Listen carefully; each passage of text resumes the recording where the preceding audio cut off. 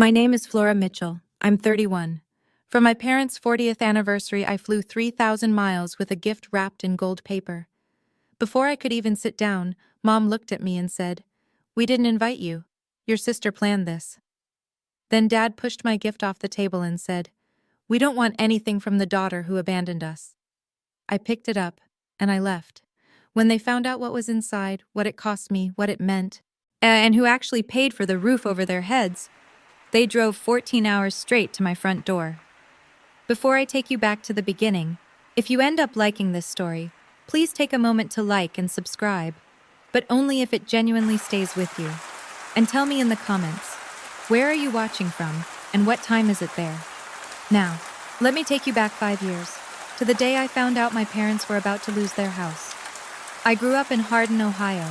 Population 4,000, give or take a few who wandered off and never came back. My father, Gerald Mitchell, fixed pipes for a living. My mother, Judith, worked part-time at the grocery store on Route 31. And my older sister, Vivian, 4 years ahead of me in everything, was the sun the whole house orbited around. I don't say that with bitterness. I say it because it's true. Vivian was loud where I was quiet. She told stories at dinner while I cleared the plates. As she brought home report cards with a speech attached, I brought home the same grades and left them on the counter. Dad would hold up Vivian's and say, "That's my girl." Mine stayed on the counter until Mom filed them away. There was this thing Dad used to say at family barbecues. He'd point his beer at Vivian, then at me, and go, "Vivian got the brains, Flora's Flora." Everyone laughed. I laughed too. I was 8 the first time I heard it. I was 18 the last time. And the joke never changed. Neither did the audience. I went to nursing school, graduated, got a job offer in Denver, Colorado, and packed everything I owned into 2 suitcases and a cardboard box. The morning I left, Dad was fixing a pipe under the kitchen sink. I stood in the doorway and said, "Hi, Dad." He didn't come out from under the sink. Just said, "Good, one less night." That was June 15th, my birthday. I didn't leave because I stopped living there. I left because staying meant disappearing, and I was already halfway gone. For the first year in Denver, I called home every Sunday, 7 p.m., without fail. Mom picked up sometimes. Dad never did. By the second year, the calls went to voicemail more than they did. I texted Vivian about it. "If they're busy," she wrote back. "Don't take it personally." Then a week later, "I know what Dad is. He thinks you abandoned us." I sent birthday gifts, Christmas cards, and a handmade scarf I spent 3 weekends making for Mom. I never heard a word about any of them. When I asked Vivian, she sighed and said, "I think they threw it away without opening it, Flora. I'm sorry." That sentence sat in my chest like a stone. Then one Thanksgiving, Aunt Martha, Mom's younger sister, called me. We were talking about nothing in particular when she said, "By the way, your mom just loves that scarf you sent, wears it every Sunday to church." I went quiet. "Flora? You there?" "Martha?" "Vivian told me they threw it away." Long pause. Then Martha said very carefully, "That's not what happened." I didn't push her, not that day. But something shifted inside me. A crack in the story I'd been told, just wide enough to see light through. I started paying closer attention to the things Vivian said versus the things that were actually true, and the gap between them kept getting wider. I didn't have proof of anything yet, just a feeling. It's the kind you get when someone's been rearranging the furniture in your life and telling you it was always that way. "Flora, they just don't think about you that much," Vivian had said once. "I'm sorry." She said, "I'm sorry" a lot. It never sounded like she meant it. The call came on a Tuesday, March, 5 years ago. I was 26, pulling a double shift in the ICU, when my phone buzzed with Aunt Martha's name. Her voice was tight. "Honey, I need to tell you something. Your parents are 3 months behind on the mortgage. The bank sent a final notice." I leaned against the hallway wall. "How bad is it?" "Bad enough that they could lose the house by summer." "Does Vivian know?" "Vivian told them she'd handle it." Pause. "But I haven't seen any payments go through, and your father won't talk about it. You know how he is." That night, I sat in my apartment and stared at the wall for an hour. Then I called the bank, First National in Hardin. I asked to speak to whoever managed residential mortgages.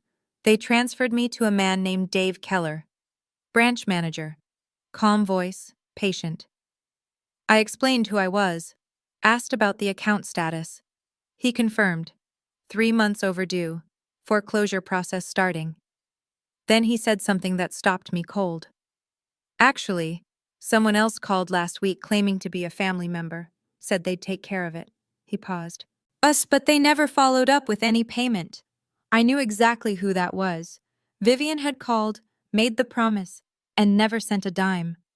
That was the first time I realized my sister wasn't just careless. She was calculating. I told Dave I wanted to set up automatic payments from my account, monthly, anonymous. Don't tell anyone the payments are coming from me, I said. Not my parents, not my sister, no one. He agreed, and I called Martha and said 5 words. Don't tell anyone, especially Vivian. $2,300 a month. That's what invisible love looks like. I was making decent money as a charge nurse at a hospital in Denver. Decent, not rich. After rent, groceries, student loans, and the new mortgage payment, I had about $200 left each month for everything else. So I made choices. No vacations, no dinners out. I bought clothes from Goodwill and furniture from estate sales. When my car needed new tires, I picked the cheapest ones and drove slow in the rain. Tommy Reed, my boyfriend, a carpenter with steady hands and a quiet way of seeing things, figured out what I was doing within 3 months. I didn't tell him. He just noticed I stopped buying coffee on the way to work, and then he noticed the spreadsheet on my laptop, and then he sat down on the bed and said, "It's the house, isn't it?" I nodded. He didn't say I was crazy. He didn't say I should stop. He said, "Okay, I'll fix the porch railing myself so we don't have to hire anyone." That was Tommy. No speeches, just lumber and a level. For 5 years, I worked extra shifts. I picked up holidays, weekends, overnights. I didn't complain. Every month, $2,300 left my account and landed in my parents' mortgage. And every month, the balance got a little smaller. My parents never called. Not once. Not on my birthday, not on Christmas, not when I got promoted to charge nurse. But the mortgage stayed current. And the foreclosure notices stopped, and the house on Maple Drive stayed standing. I never asked for a thank you, but I didn't know someone else was already getting thanked for what I was doing. Aunt Martha was my only window into what happened back in Hardin. She'd call me every few weeks, careful not to say too much, careful not to say too little. But one evening, about 2 years in, her voice sounded different, harder. "I need to tell you something," she said, "and you're not going to like it." Vivian had told my parents she was the one paying the mortgage. Not helping, not contributing, paying, the whole thing. According to Martha, Dad stood up at Thanksgiving dinner, the table full of cousins, uncles, neighbors, and raised his glass. "To Vivian," he said, "the only one who actually cares about this family." Everyone clapped. Mom cried. Vivian smiled and said, "It's nothing, Dad. You'd do the same for me." It wasn't nothing. It was $2,300 a month that came from my checking account in Denver, every penny of it mine, and my sister was sitting in my parents' dining room, soaking up the credit like sunlight, but it got worse. Martha told me that Vivian used this new status, this borrowed hero badge, to convince Dad to put her name on their bank accounts, to let her manage the family finances.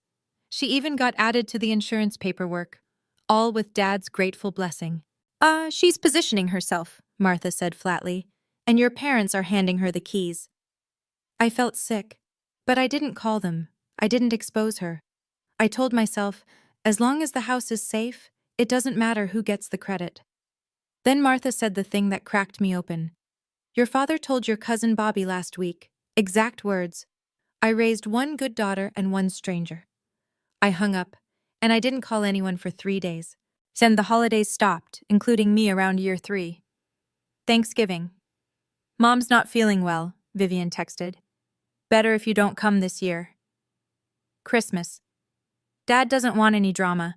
Maybe just call." Easter. Nothing. No text, no call, just silence. But through Martha, I knew the truth. The house was full every holiday. Cousins drove in from Columbus. Uncle Ray brought his famous pie. The neighbors came for dessert. Everyone was there. Everyone except me. Vivian had built a wall around my family and put herself at the gate. And nobody questioned it because, as far as they knew, she was the one keeping the roof over their heads. Meanwhile, I kept paying. Every single month. The balance went from 140,000 down to 80. Then 60. Then 40. I watched the numbers fall on my bank app like some kind of reverse countdown, not to something beginning, but to something ending. Tommy asked me one night while we were doing dishes, "When does this end, Flora?" I dried a plate, set it on the rack. "When the house is paid off," I said. "Then I'll know they're safe. That's enough." He looked at me the way he sometimes did, like he could see the cost of what I was carrying and wished he could split it in half. "Is it, though?" he asked. "Is it enough?" I didn't answer. The final payment cleared in September. 5 years, 60 monthly transfers, $137,412 total. The house on Maple Drive was free and clear, owned outright by Gerald and Judith Mitchell.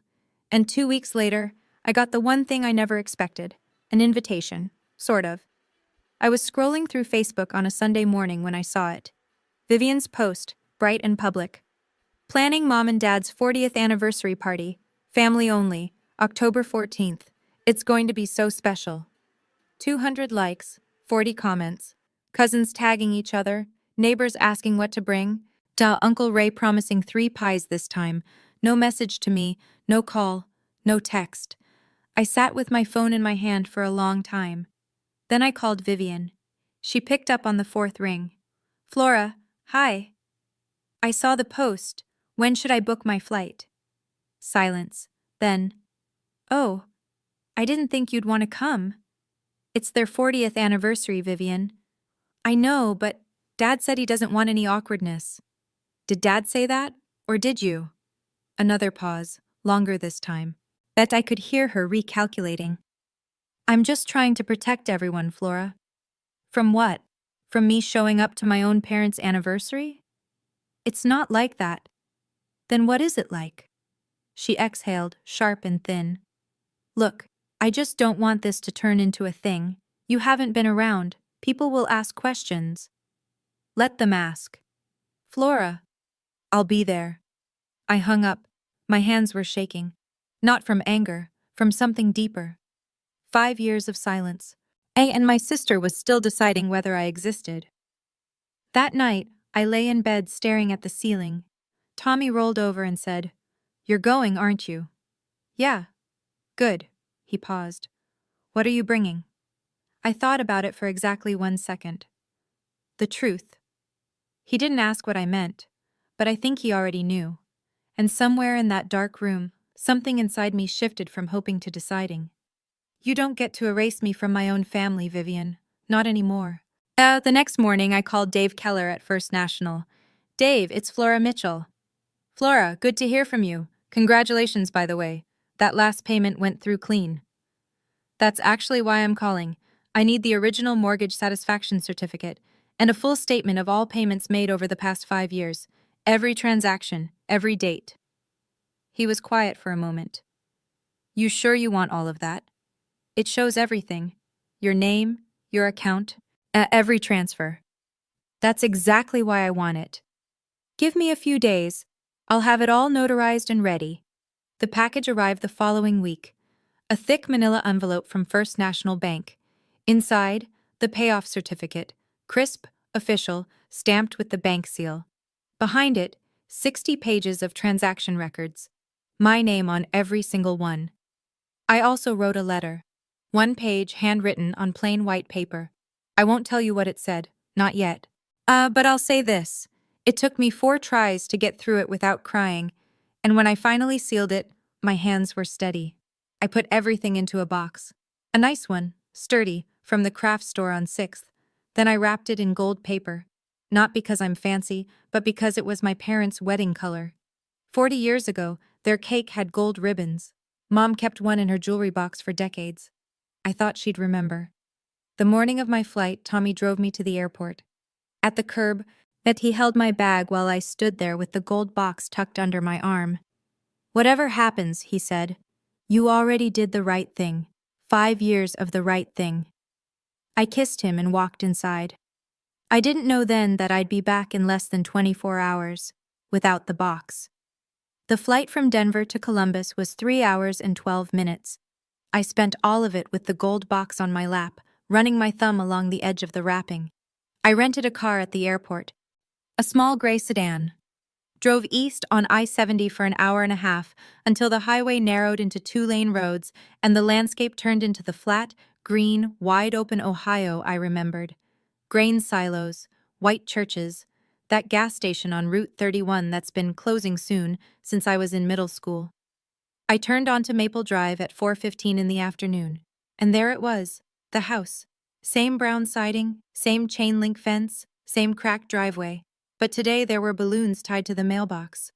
A homemade banner hung across the porch, Happy 40th Gerald and Judith. Cars lined both sides of the street. I counted at least 20.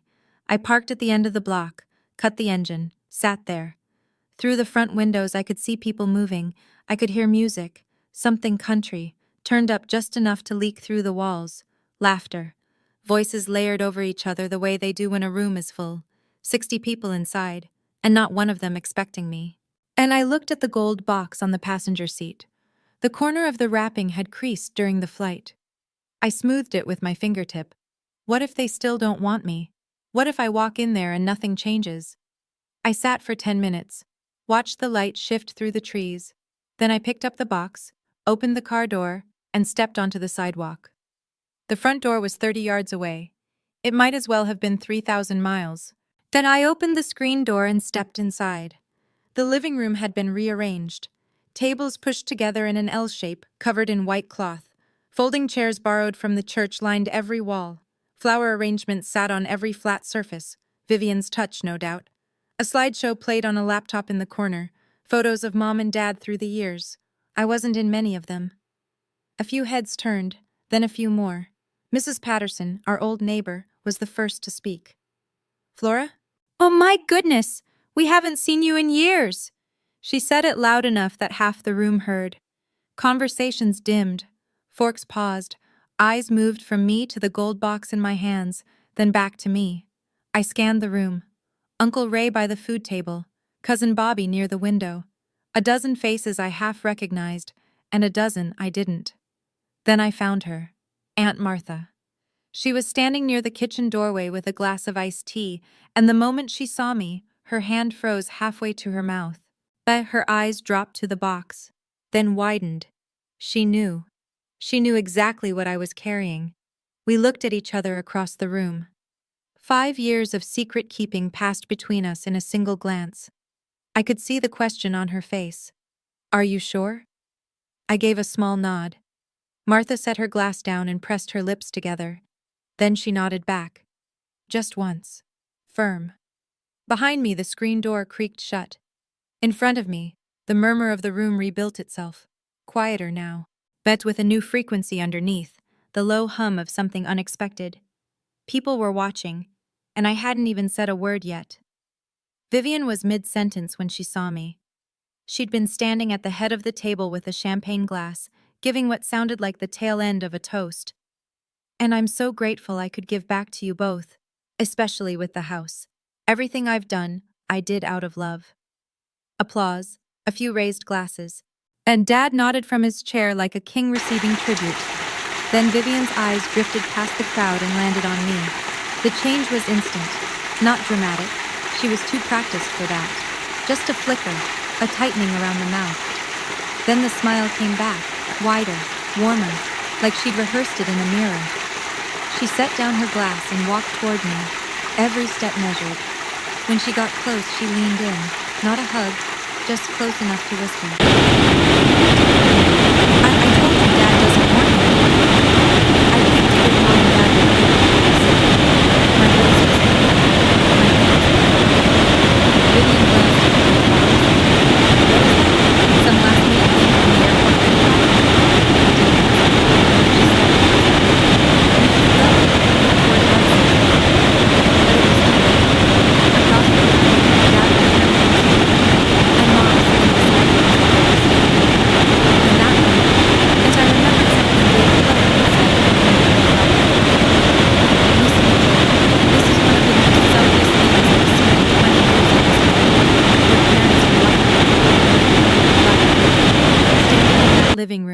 watching my sister block my path and my father's jaw tighten at the sight of me. Lucky felt like a word from someone else's language. But I kept walking. Mom saw me before Dad said anything. She was sitting to his left in a padded folding chair, her hands resting on a paper napkin she'd folded into a tiny square. When our eyes met, something moved across her face. Surprise, maybe relief, maybe guilt. I couldn't tell. It was there for half a second, then gone. The room was getting quieter. People were watching now, the way people watch when they can feel something coming but don't know what. Flora, Mom's voice was small. We didn't invite you. Your sister planned this. 60 people heard it. And I know because I could feel every single pair of eyes land on me at once. The silence wasn't empty. It was thick. It pressed against my skin. I know, I said. I came anyway. I have something for you and Dad. Mom looked at Dad. Dad looked at me. I don't know what I expected to see on his face. Surprise, maybe. Curiosity. Something human. What I got was stone. His mouth set in a flat line, his eyes narrow, and his arms folded across the front of his pressed Sunday shirt, like a gate swinging shut. He didn't say anything yet, but his body said everything. Behind me, I could feel Vivian moving closer. Beside me, the quiet hum of 60 people deciding whether to look away or lean in. Aunt Martha hadn't moved from her spot near the kitchen, but I could feel her watching me like a lighthouse watches a boat in bad water. I took another step forward, toward the table, toward my parents. But the gold box felt heavier than it had in the car. I didn't come to cause trouble, I said. I came because it's your 40th anniversary, and I'm your daughter. Dad's eyes dropped to the box, and his jaw tightened. I set the box on the table, right between the flower arrangement and the anniversary cake with its gold frosting letters. The wrapping caught the overhead light and flashed, just for a second, like something precious. Dad stared at it. His jaw worked side to side, the way it always did when he was building toward something. Then he reached out and pushed it, not gently, not a nudge, a flat-palmed shove that sent the box sliding across the tablecloth and off the edge. It hit the floor with a dull thud. One corner of the gold paper tore open. The room gasped, not loudly, more like 60 people inhaling at the same time. We don't want any cheap thing from you. Dad's voice was loud enough for the back row, for the cousins by the window, kick for the neighbors near the door. He wanted everyone to hear. You show up when you feel like it, disappear for years, and you think a box fixes everything? I didn't move. He pointed at Vivian. Your sister's been here. Vivian paid for this house. She planned this party. She showed up. Where were you? Vivian stood behind him, arms crossed, chin lifted. She didn't speak. She didn't have to. Her face said it all, that careful, well-practiced look of someone who'd already won and was just watching the other side realize it. A few guests shifted in their seats. Mrs. Patterson looked at her lap. Uncle Ray set down his fork. Cousin Bobby took a step backward, like the air near the table had turned sour. I looked at my father. My eyes were burning, my throat was tight, but my voice, when it came, was steady. And I knew exactly what I was going to do. I bent down and picked up the box. The torn corner of the gold paper hung loose. I smoothed it back into place with my thumb, carefully, the way you'd fix a child's bandage. I took my time. The whole room watched. Then I straightened up, looked at my father, looked at my mother, looked at Vivian.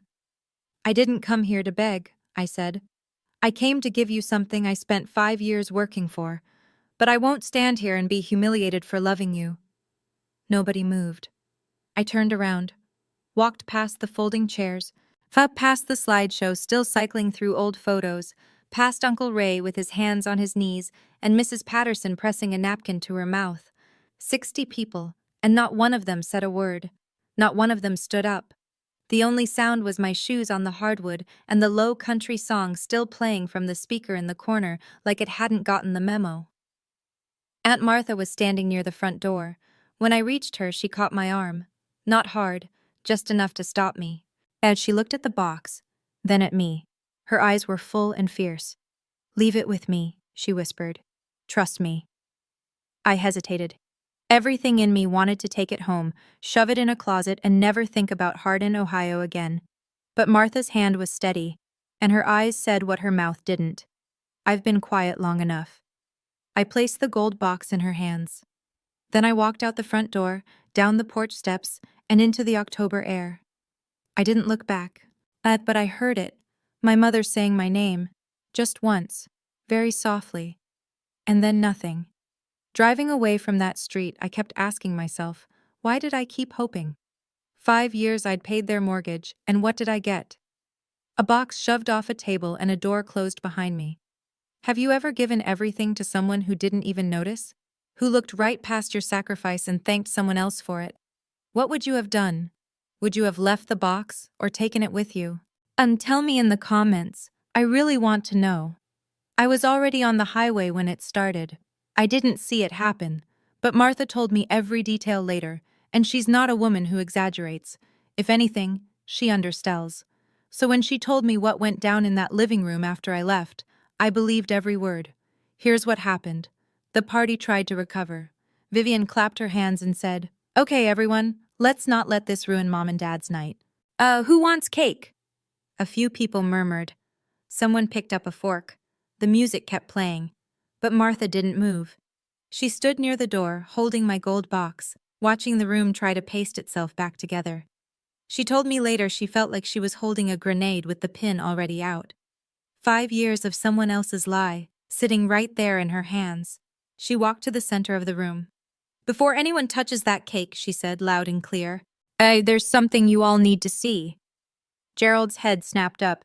"Martha, stay out of this." "No." Martha set the box on the table, the same table Dad had pushed it off of 2 minutes ago. "I've stayed out of it for 5 years. That ends tonight." Vivian moved fast. "Aunt Martha, this isn't the time." "Oh, this is exactly the time, Vivian." The room went absolutely still. Not quiet. Still. Like the air itself had stopped moving. Martha opened the box. Inside, and the manila envelope from First National Bank. The letter, sealed in its white envelope. Everything Flora had carried 3,000 miles to give her parents. Martha pulled out the envelope first, held it up so everyone could see the bank's return address. Then she opened it. Martha unfolded the certificate and held it at arm's length. Her reading glasses were already on. She'd put them on while walking to the table, like she'd been planning this for years. Maybe she had. She read it out loud, every word. Mortgage satisfaction for 1427 Maple Drive, Hardin, Ohio, paid in full as of September 14th. Payoff completed by... She paused, looked at Gerald, then at the room. Flora Rose Mitchell. Total paid, $137,412. Silence. Not the awkward silence of before. This was something else. This was 60 people understanding all at once that the ground beneath them had shifted. Martha reached back into the envelope and pulled out a stack of papers. 60 pages, bank statements, transaction records. She held them up and fanned through them slowly. 5 years of payments, she said. $2,300 every month, from Flora's account in Denver. Her name, her money, every single line. Someone in the back row whispered, "Oh my God."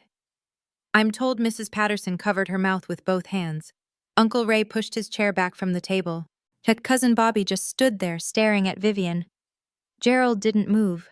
His hand, the same hand that had shoved the box off the table, was gripping the edge of his chair, shaking. Mom pressed both palms flat against her face. Her shoulders started to move before any sound came out. Then the sound came, and it was the kind of crying that doesn't care who hears it. Martha lowered the papers. She looked directly at Gerald. "This is what was inside that cheap thing you just threw on the floor. The 5 years, $137,000, from the daughter you said didn't care." Nobody breathed. Gerald turned to Vivian. His face was something I wish I could have seen. Martha described it as a man watching his own house catch fire, every line, every crease, rearranging itself around a new understanding. "You told me you were paying the mortgage." His voice was flat, dangerously flat. Vivian's face had gone white. Not pink, not flushed, white. It's like someone had pulled a plug somewhere behind her eyes. I helped," she said. I contributed. Martha didn't flinch. Really? Because Dave Keller at First National confirmed that every payment, every single one, came from one account. Flora's. Not a dollar from you, Vivian. She paused. Not one. That's not. I meant I helped in other ways. A voice from the back. Aunt Donna, Gerald's sister, 70 years old and sharp as a kitchen knife. In what way? Exactly? Vivian opened her mouth, closed it, opened it again. Nothing came out. The room turned. You could feel it, like a tide reversing. The people who'd been nodding along to Vivian's toast 10 minutes ago were now staring at her, the way you stare at someone you've just realized you don't know at all. Uncle Ray shook his head slowly. Mrs. Patterson wouldn't even look in Vivian's direction. Cousin Bobby crossed his arms and leaned against the windowsill, his jaw tight. As Vivian took a step backward, then another. No one moved toward her. No one defended her. The silence around her was total. Gerald was still gripping the chair, but he wasn't looking at Vivian anymore. He was looking at the front door. The door Flora had walked through. The door he hadn't stopped her from reaching. The bank statement doesn't twist, Vivian. That was Martha. Quiet now, almost gentle. Almost. Martha reached into the box one more time. There's one more thing, she said. At the white envelope, my handwriting on the front, Mom and Dad. Martha looked at Gerald. Do you want to read this yourself, or do you want me to? Gerald didn't answer. His hands were shaking too badly to hold paper. Mom was still crying. The quiet kind now, the kind that comes after the loud kind runs out of air. Martha opened the letter. She read it slowly. Not all of it. She told me later she couldn't get through the whole thing without her voice breaking. So she gave them the parts that mattered most. Mom and Dad, I know you think I left because I didn't care, but I left so I could take care of you from where I was strong enough to. This house is yours. It always was. I just made sure nobody could take it away. Martha paused, steadied herself. I love you. I always have, even when you didn't see me. She folded the letter and set it on the table in front of Gerald. The room was wrecked. There's no other word for it. The older women were wiping their eyes with napkins. Uncle Ray had his head bowed. Two of the neighbors quietly headed for the door, not out of disrespect, but because they knew this wasn't their moment anymore. Mom reached across the table and pressed her fingers against the letter like she was touching Flora's face. Gerald sat there with his elbows on his knees and his head in his hands. 64 years old, and the man looked like he'd aged a decade in 5 minutes. Vivian was gone. At some time during the letter, she'd taken her purse and slipped out the back door without a word. Nobody noticed. Gerald pulled out his phone before Martha even finished putting the letter down. He dialed my number. I was merging onto I-70 West, the gold evening light cutting through the windshield, and I saw his name flash on the screen. I stared at it until it went to voicemail. He called again. Voicemail. Mom took the phone from him, dialed me herself. I watched her name appear. Judith Mitchell.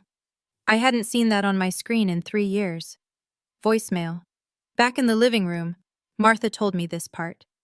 Gerald set the phone on the table and just stared at it, like he was waiting for it to ring itself, like technology might fix what he'd broken with his own hands. Martha said, She's probably on her way to the airport. She flew 3,000 miles for you, Gerald, and you didn't even let her sit down. He didn't respond. The guests began to leave. One by one, and then in groups, they gathered their coats and plates and murmured things like, beautiful party, that no one believed. The cake sat untouched. The banner still hung across the porch. Happy 40th. Old Mr. Holloway, the neighbor who'd lived across the street since before I was born, stopped at the door on his way out. He put his hand on Gerald's shoulder. You know, Gerald, he said, I always thought Flora was the quiet one. Turns out quiet doesn't mean gone. Gerald didn't look up. After everyone left, it was just Gerald and Judith at the table. Paper plates, cold food, a banner swaying in the draft from the screen door, and a letter from a daughter they hadn't spoken to in years, sitting open on the table between them. Martha told me they sat at that table for 3 hours. Judith didn't move the letter. She kept her hand on it like an anchor. Gerald read the bank statements, all 60 pages, one by one, running his finger down the columns of numbers. Every month. Every amount. My name, repeated 60 times like a heartbeat he'd been too deaf to hear. Around 11 o'clock, Martha went home. She'd offered to stay, but Gerald waved her off without looking up. "Go, Martha. We need to sit with this." At midnight, Gerald finally spoke. "I pushed it off the table, Judy."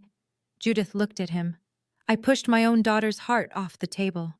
His voice cracked on the word heart. Martha told me later that she'd called Judith the next morning, and Judith said it was the first time in 40 years of marriage she'd heard Gerald Mitchell cry. Not tear up, cry. Judith put her hand over his. "Then we drive," she said. "It's 14 hours. Then we leave now." Gerald looked at her. Something passed between them. Not words, not even a decision. More like a surrender. The kind that happens when you finally stop fighting the thing you already know is true. At 3 in the morning, Gerald backed his pickup out of the driveway, and Judith climbed in with a thermos of coffee and the gold box, rewrapped by Martha before she left. They pulled onto Route 31 heading west, didn't call ahead, didn't text, just drove. The odometer turned over mile after mile in the dark. Ohio, Indiana, Illinois, Nebraska, Wyoming, Utah, Colorado. 14 hours. At that exact moment, I was 30,000 feet in the air, flying home, staring at the empty seat next to me where a gold-wrapped box used to be. As Tommy was waiting at Denver International when I walked out of the terminal. He didn't ask how it went. He could see it on my face. He just picked up my bag, put his arm around my shoulders, and walked me to the truck. We drove home in silence. Not the uncomfortable kind. The kind where someone loves you enough to know that words would only make it heavier. When we got inside, I sat down on the couch. I didn't take off my jacket, didn't turn on the lights. It just sat there in the dark living room while Tommy locked the front door and put the kettle on. Then it hit me. Not slowly, not like a wave building, like a wall falling. I pressed my face into the throw pillow and cried in a way I hadn't cried since I was a child. Loud, graceless, shaking. Tommy sat beside me. He put his hand on my back and he didn't say a word. Not, "It's okay," not, "They don't deserve you," not any of the things people say when they don't know what else to offer. He just stayed. After a long time, I sat up, wiped my face with my sleeve, turned off my phone. I didn't want to hear from anyone in Ohio. Not tonight, not yet. The next morning, I did what I always do. Got up at 5, made coffee, sat on the front porch in my bathrobe with the mug warm in my hands, watching the Denver sky lighten from black to gray to blue. Was I wrong to go? Was I wrong to hope? I kept turning it over, like a stone in my pocket I couldn't stop touching. And at exactly 6:07 a.m., I heard a car pull up. I didn't recognize the truck at first. A dusty white pickup, road grime on the fenders, Ohio plates. It parked crooked against the curb, like whoever was driving had stopped in a hurry. The engine ticked in the morning quiet. Then the driver's door opened, and my father stepped out. Gerald Mitchell, 64 years old, rumpled flannel shirt, same one from the party, eyes red-rimmed. Hair pushed to one side from 14 hours of leaning against a headrest. He looked like he'd aged 5 years overnight. Mom came around from the passenger side. She was holding the gold box, rewrapped, the torn corner patched with fresh tape. She clutched it against her chest like it might fly away. They stood at the end of my walkway, 20 feet of concrete between us. Dad didn't move. He just stood there, his hands at his sides, his mouth working like he was chewing on something that wouldn't go down. 14 hours of driving, and he still didn't know what to say first. I stayed on the porch, coffee in hand, bathrobe, bare feet on cold wood. We looked at each other. The neighborhood was waking up. A dog barked somewhere. A sprinkler hissed on 2 doors down. The whole ordinary world kept moving around us while we stood still. Then my father spoke. His voice was hoarse, stripped down to nothing. "I'm sorry, Flora." 3 words, 7 letters, and they were the 3 words I'd waited my entire life to hear from that man. He swallowed, tried again. I pushed away the only person who was actually holding us up. I didn't run to him. I didn't collapse. I stood on my porch with my coffee getting cold, and I let those words land where they needed to land. Mom broke first. She came up the walkway with the box still pressed against her, tears already falling, and stopped at the bottom of the porch steps. She didn't try to come up. She waited. I knew. Her voice was barely there. Deep down, I knew Vivian wasn't telling the truth. I saw things that didn't add up, and I told myself it wasn't my place to question. But I was scared. Scared of your father, scared of losing Vivian, scared of everything. She looked up at me. I let him push your gift off the table, Flora, in front of everyone, and I just sat there. I know. Mom. I'll never forgive myself for that. I looked at her for a long time, at the box in her arms, at the tape on the corner, at the dark circles under her eyes. Then I stepped aside and held the door open. Come in, I said. Both of you. It wasn't warm. I want to be honest about that. I didn't fall into anyone's arms. I made tea. I set out mugs. I moved through my own kitchen with the steady efficiency of a woman who's spent 5 years taking care of people without being thanked for it. And then I let that rhythm carry me because it was the only thing keeping my hands from shaking. Tommy came out of the bedroom, said a quiet hello, shook Gerald's hand, and disappeared into the garage. He knew this wasn't his conversation. We sat at my kitchen table, the $4 estate sale table I'd eaten 1,000 quiet dinners at, and I said the thing I'd carried even longer than the mortgage. I love you, but I won't go back to being invisible. Mom nodded, fast and broken. And Dad just looked at his hands. I'm glad you came, I said, but showing up once doesn't erase 5 years of silence. Dad nodded. He didn't argue, didn't explain, didn't tell me I was being unfair. That, more than the apology, told me something had actually shifted. Over the next hour, they told me what happened after I left the party. The news traveled the way news always does in a small town, fast and without mercy. By Sunday morning, and half of Hardin knew that Vivian Mitchell had lied about paying her parents' mortgage. By Monday, the other half knew. The church prayer group, the grocery store, the diner on Main where Dad had coffee every morning. People didn't confront Vivian directly. They didn't have to. They just stopped calling, stopped waving, stopped saving her a seat. In a town of 4,000, silence is its own verdict. Gerald told me he'd removed Vivian's name from every joint account. Went to the bank that Tuesday, sat across from Dave Keller, who handled it without a single "I told you so," and signed the papers himself. She had access to things she shouldn't have, Dad said quietly. That's on me. They also hired a local attorney to audit everything Vivian had touched. It was precautionary, Dad said, but the look on his face told me he was afraid of what they'd find. Vivian, for her part, sent a group text to the whole family 3 days after the party. A winding message about how Martha had manipulated the situation and turned everyone against her. She called herself the real victim. Nobody replied. Martha sent me a screenshot and a single line. The whole town's talking, not about the money, about the kind of person you are. I read it twice. Then I put my phone down and went back to work. Before they left, I sat them down one more time. The tea was cold by then. The morning sun had moved across the kitchen floor and reached the far wall. We'd been talking for 3 hours, and most of it had been them talking. I'd listened. Now it was my turn. If we're going to rebuild this, I said, I need a few things. Dad straightened in his chair. Mom folded her hands. I need you to call me, not just when something goes wrong, regularly. I need to hear from you because you want to, not because you feel guilty. Dad nodded. I need you to stop letting one person decide who's in this family and who's not.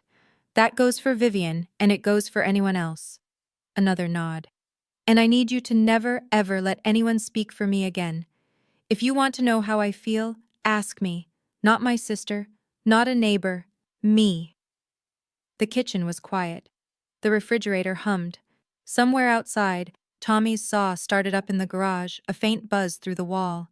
Dad cleared his throat. Can I? He stopped, started again. Can I hug you? I looked at him for a long time. This man who'd called me one less mouth, who'd pushed my gift off a table in front of 60 people, who'd driven 14 hours through the night with red eyes and a cracked voice to stand in my driveway and say 3 words. I stood up, walked around the table, and let him hold me. It wasn't forgiveness yet. I want to be clear about that. It was a door I chose to leave open, And there's a difference. I don't need you to make up for the past, I said into his shoulder. I need you to show up for the future. He held on tighter. That was 3 months ago. Dad calls every Sunday now. 7 p.m., without fail. Sometimes we talk for an hour. Sometimes it's 10 minutes about the weather and what Tommy's building in the garage. But he calls, every week. He hasn't missed one. Mom sends handwritten cards. And not long letters, just little notes on the floral stationery she's used since I was a kid. Thinking of you. Saw a cardinal today and remembered you loved them. Small things, real things. They flew to Denver for Christmas. First time either of them had been on a plane in 20 years. Dad white-knuckled the armrests the whole flight. Mom brought homemade cookies packed in 3 layers of bubble wrap. We ate dinner at my $4 estate sale table, and nobody mentioned the empty chair where Vivian might have sat. Vivian. People ask about her. I didn't cut her off. That's not what this is. I just stopped chasing. If she wants to be in my life, she knows where to find me. But she doesn't get to rewrite the story anymore. I went back to work at the hospital the Monday after everything happened. Clocked in, checked vitals, changed IVs. The world doesn't pause because your family finally sees you. It just keeps going, and you go with it. That Tommy asked me one evening while we were washing dishes. Same spot, same question, different weight behind it. So was it worth it? All 5 years? I set a plate on the rack. Same rack, same plate, same life, but different. Every single month. I'm not telling you to pay off someone's mortgage to earn their love. That's not the lesson. The lesson is simpler. Don't let anyone convince you that your kindness makes you weak. And don't ever let anyone else narrate your story. And I didn't win my parents back with money. I won them back by refusing to disappear. When I tell this story, I still wonder, should I have told the truth sooner? If I'd called my parents 5 years ago and said, "It's me, I'm the one paying your mortgage," maybe none of this would have happened. Maybe Dad would have believed me. Or maybe Vivian would have found a way to twist that too. What do you think? Should I have told my parents from the start? Or was keeping it quiet the right call? I've gone back and forth on this 100 times and I still don't have a clean answer. Let me know in the comments. I'd honestly love to hear what you'd have done differently. That's my story. Whether you've been the Flora in your family or you know someone who has, I hope it reminds you that being quiet doesn't mean being weak. Sometimes the people who make the least noise carry the most weight. If this story meant something to you, please hit like and subscribe. And if you want another story about someone who refused to be underestimated, check the link in the description. I picked it just for you. Thank you for staying with me all the way through. I'll see you in the next one.